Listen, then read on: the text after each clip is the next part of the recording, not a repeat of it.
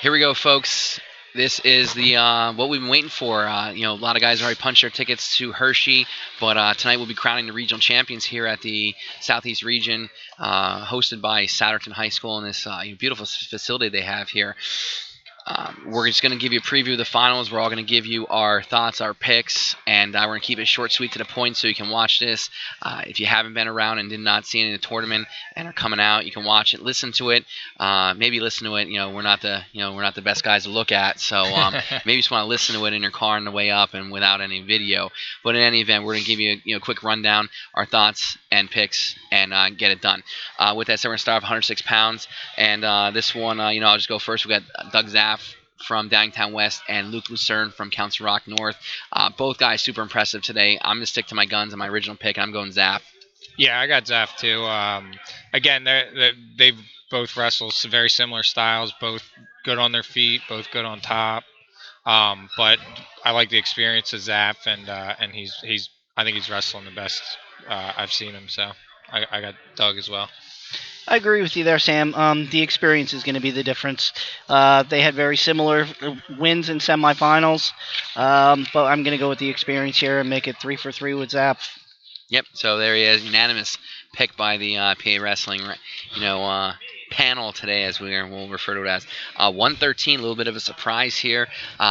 Probably some people didn't think, with Lucas Ritchie beating Brandon Meredith in the semifinals in a great match.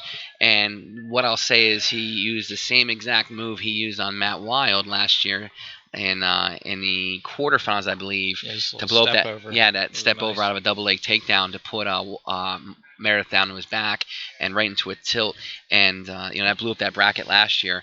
Here's a rematch, and as well as Richie's wrestling right now, I'm going with the guy that's been there before, the senior, and I'm going to stick, again, my original pick to win this bracket at earlier in the week with Matt Wild. Yeah, and I think Richie's actually surprised. He surprised me with. I was actually surprised with his size and his strength throughout the tournament. He looks good, but I think Matt's going to be prepared, and he looks like he's a man on a mission the last couple weeks, and he looks good. I like Matt as well.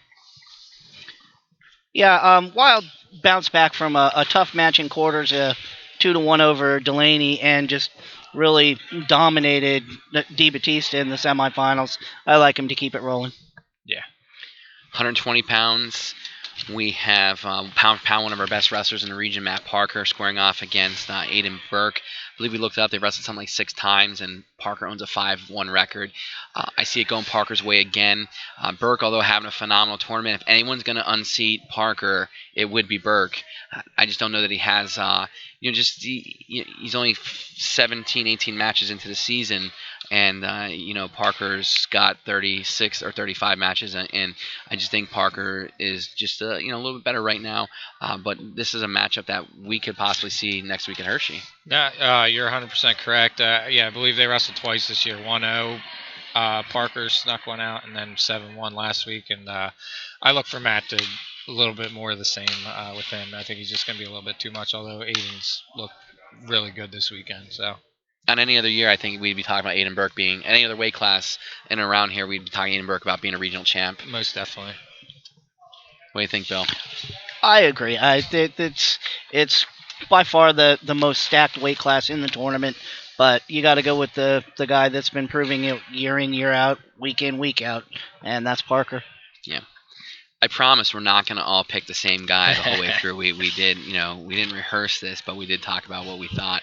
But if we're going by what we see, I'm going to stick to my picks. Some of my weight classes got completely blown up.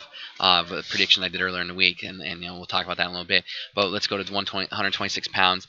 Jacob Campbell, again, another regional final, and he's wrestling the young sophomore from Harry S. Truman, Gunnar Fuss. And, all Fuss did was beat Marino, returning state qualifier, in the quarterfinals, and then beat Brett Callner today, who was a former state qualifier as well from his sophomore season. And now he gets Jacob Campbell. As much as I want to pick Fuss to get this upset. I'm going to stick with Campbell, not just because it's a safe pick, because I'm not going to go back on what I originally said. So that's what's going to keep me there. But the way Fuss is wrestling, anything can happen. He's been lights out from his feet as far as finishing shots and getting to his leg attacks. Yeah, and honestly, I don't know if besides a couple escapes, if he's even come close to giving up and he got like a takedown or a turn or anything. He looks for a he doesn't look like a sophomore out there. He looks a lot more poised. But Jacob is very good, and again, we're gonna agree again. I got to go with him, but I mean, you're right. Anything can happen. I'm actually looking forward. This is one of the matches I kind of have starred. I think it could be a good one. Yeah, I think you could have made an argument for this being the featured match, honestly. Campbell was my pick ahead of the tournament. However, Fuss has really impressed me with his last two matches. Do it, Bill. Do it. Who are you picking? I'll go with an upset. All right, there we go. All right. Sorry, Jacob. So 132 pounds in a weight class, we talked about last night. We said it was Trampay's weight class to lose, and I still see it that way. But I just want to talk about his opponent, Eric Fuentes. I almost said Zach. Apologies. Eric Fuentes.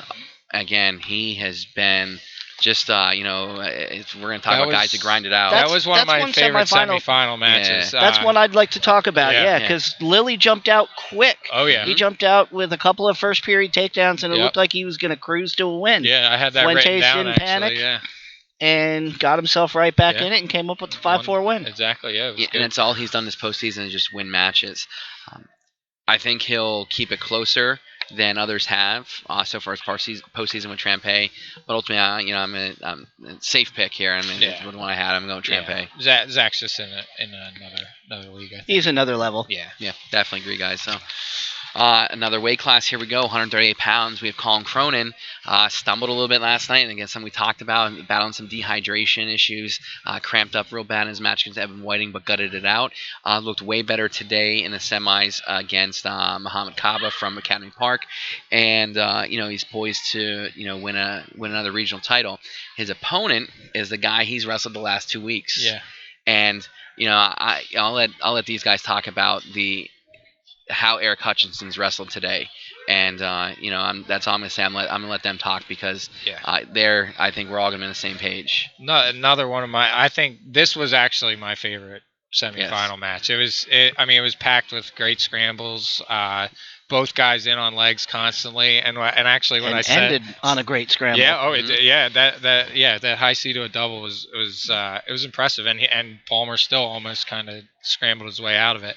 But it was an exciting match. That being said, I don't know if Hutchinson's got enough to reverse the last 2 weeks. I know he got a little closer last week, and probably look for more of the same there, like tightening up. But I think Colin's going to pull this one out. Yeah, I would have been a little bit more on the fence about not picking Hutchinson if Cronin didn't come back and look healthy today. He looked like the same kind of guy that we've seen the last couple of years. And he looked like he wanted to prove something. Yeah, he was definitely, and I think he's going to want to look to do that as well in the final. Yeah. Too many grumblings about him and out of that quarterfinal match, and I think he's definitely takes it to heart. With that said, we go to 145 pounds, and again, this weight class, just one thing I want to say before, if Bryce Reddington's not able to come back and wrestle for 5th place, I just want to say, Bryce, I've enjoyed watching you wrestle over the last few years, and I think these guys will agree. One of the smoothest, slickest guys in the region, and I was really looking forward to seeing what you're going to do this postseason. I knew you were going to get to Hershey, and I was hoping to see you get to the podium. I hope, we haven't heard word yet, and probably be out by the time this gets on film, but I just want to let you know it was a pleasure watching you wrestle if you don't come back from the injury you sustained in the semifinals against Brent Windle. With that said, for those that weren't here and are listening, he sustained an ankle injury. It appeared alleged ankle injury in the semifinals of Brent Windle, and he was not able to return, and he did medically default from his consolation semifinal match. He still does have one opportunity left.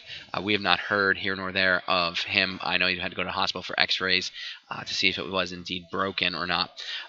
With that said, Windle's in the finals from Coatesville. Again, he's undefeated, It's one of the guys that we probably flies under the radar, missed some time earlier in the season, as I've alluded to in other previews, and steady Eddie Riley Palmer. However, and I'll let Bill talk about this about Riley Palmer's semifinal match.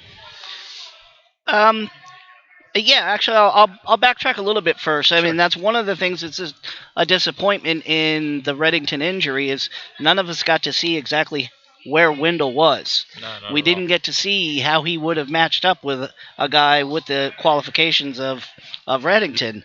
That said, he does have a win over Mancini, who took Palmer to overtime in the semifinals, and this might be the first one where I'm gonna uh, rock the boat a little bit and pick an upset for Wendell.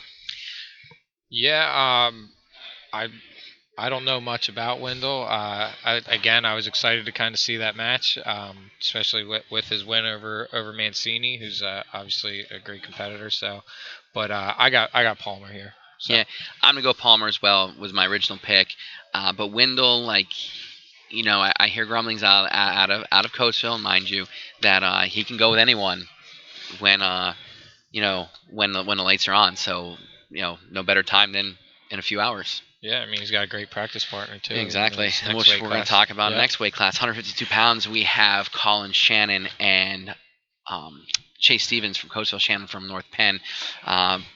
Both had fairly easy matches to get to the final. Shannon handled Max Livingston from Upper Darby, and Stevens got a injury default from Chris Berry.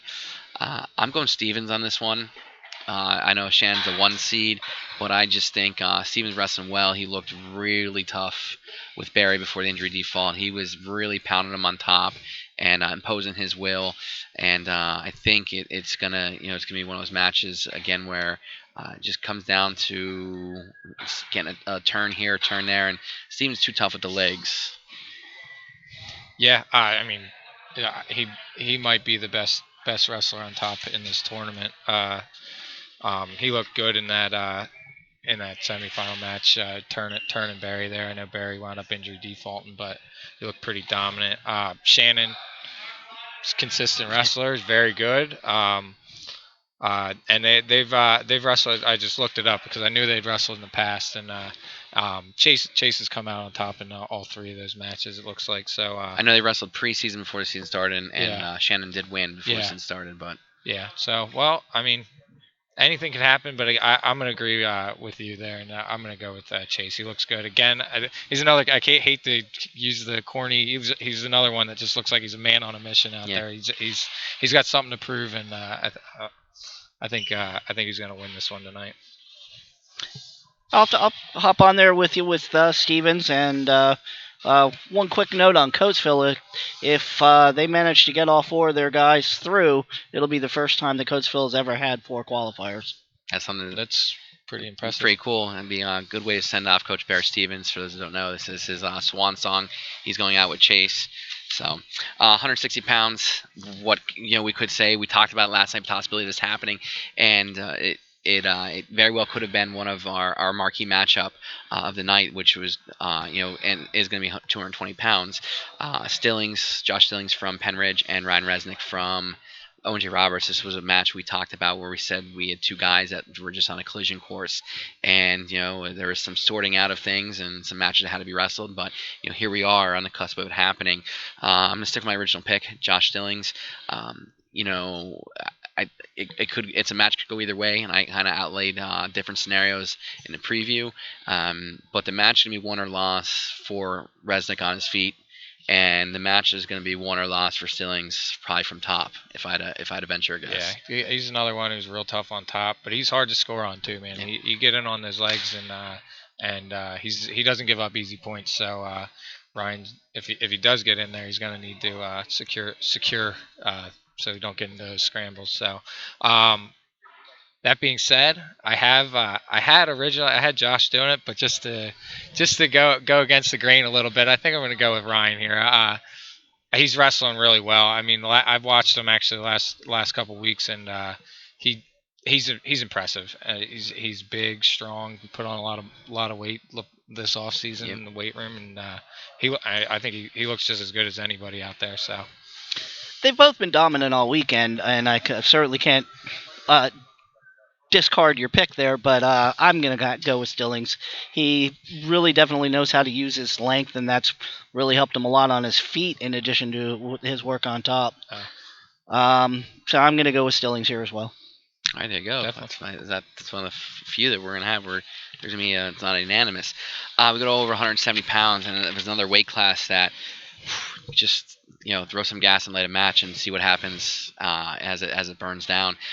We knew everyone figured David Cox would be in the finals, but that bottom half of the bracket was just upset after upset, and surprise after surprise. And when the dust settled, it was Ryan Sharpless from Octorara, guy we talked about last night.